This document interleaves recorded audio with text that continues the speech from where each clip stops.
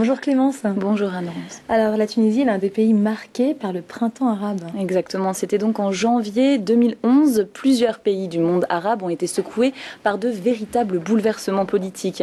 Il y a donc comme un vent de liberté et d'espoir pour la population tunisienne. D'ailleurs, à l'occasion de la fête nationale tunisienne qui a eu lieu le 20 mars 2011, le président français Nicolas Sarkozy a souligné dans ses vœux au président tunisien par intérim que cette période cruciale est porteuse d'espoir pour la Tunisie et pour tout le monde arabe.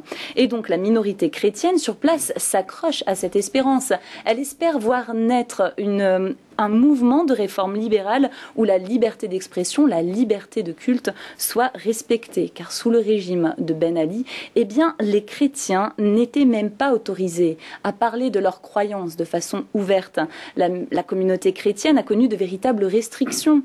Officieusement, les convertis au christianisme étaient arrêtés, mis sous pression pour qu'ils abandonnent leur foi. L'importation de CD, de livres, de vidéos chrétiens était strictement interdite.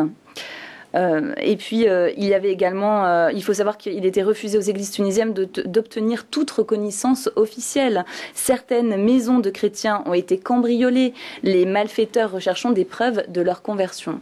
Et puis, même après la Révolution, les chrétiens ont dû faire face à certaines menaces.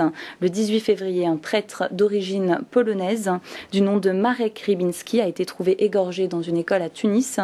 Donc, quelques semaines auparavant, il avait reçu des menaces de mort. Voilà, donc des responsables d'églises locales ont été menacés. Ces chrétiens sont ébranlés, ils vivent dans la crainte et s'interrogent sur leur prochain gouvernement. À quoi va-t-il ressembler? Quelle est la place que ce gouvernement va laisser à la liberté de culte, à la liberté d'expression? Si les jeunes Tunisiens assoiffés de démocratie, arrivent encore à faire entendre leur voix dans la formation du futur gouvernement. Il existe alors une espérance pour toutes les minorités. Et justement, la minorité chrétienne en Tunisie, elle rêve d'un avenir meilleur.